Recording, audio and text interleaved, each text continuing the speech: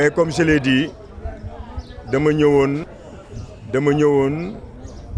accompagner mooy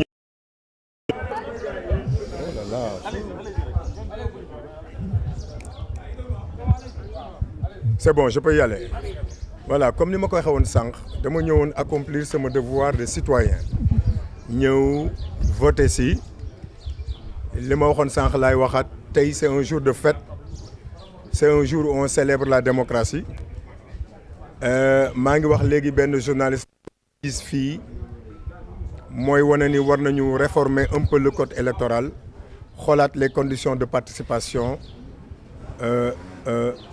de certaines organisations ou bien de certaines personnes indépendantes ci élection yi, parce que li ma gis fii 41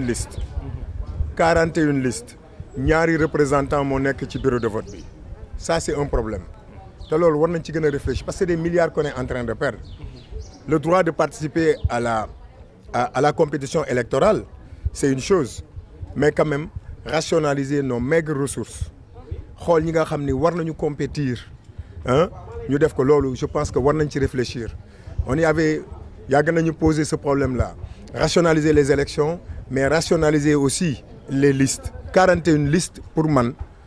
Nous sommes en démocratie. Il ne faudrait pas que l'on pense que nous on veut faire dans la censure ou bien dans l'autocratie, mais je crois quand même qu'il y a des réflexions yoo xam ne war nañ ko mener pour que élection bu amatee sur la base de beaucoup d'éléments ñu xool exactement vraiment ñan ñoo mën a former ay pôle pour dem élection. États-Unis ñoo ñu ëpp fuuf et il y a les démocrates et les républicains. Dans d'autres pays aussi c'est un peu la même chose. Donc il ne faudrait pas que élection di ñu yàqal toujours.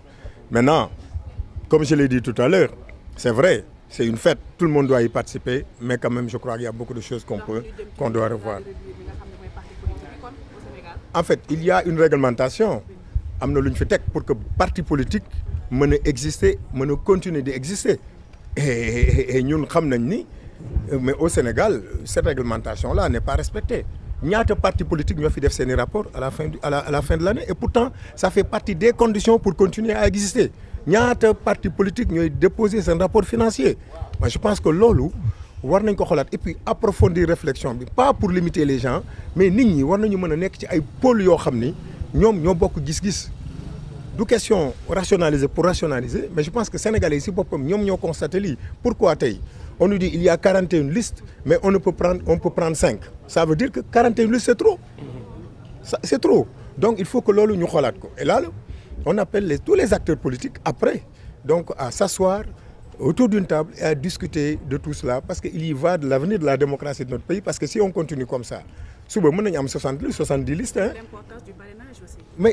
Mais parrainage malheureusement bii élection anticipée la amu ci woon man je me suis battu contre le parrainage de 2019 à maintenant ba bii ñu koy mujjee assemblée. Je me suis battu contre le parrainage sous sa forme actuelle.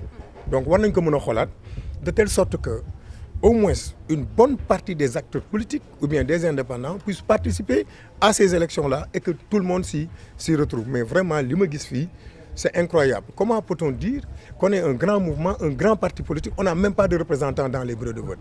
Et après maintenant bu résultat yi génnee on va nous dire oui voilà il y a des problèmes ici, mais tu n'es même pas capable d'avoir des représentants dans les bureaux de vote. Comment peux-tu participer à une élection? Moi je crois même que dans les réformes que les gens doivent faire, on doit voir l'historique des partis, xool seen niveau de représentativité même dans les centres de vote, même dans les bureaux de vote, pour en tirer les leçons. Pour man ku mënul am représentant dans un bureau de vote mais wax dëgg yàlla waroo mën a bokk élection. Ah non loolu moom loolu c'est clair, parce que Dakar dañ ko dénkaane woon. Élection yi fi jaar yëpp gis ngeen presse yi ñu def. 2024 élection présidentielle bi 286 000 voix la ñu amoon. Xam ngeen luy 286 000 voix. ñii woote borom Dakaru 28 000 voix la ñu amoon. La différence c'est 260 000 voix. Tey nag may naa leen 100 000 voix d'avance. 100 000 voix may naa leen ko d'avance. mënuñu fexe ba egsi fii. Gis nga man maay borom Dakaru ci Zahir ak ci baatin. Je vous invite yéen ñëpp maa leen invité. Venez danser le jazz avec nous tout à l'heure.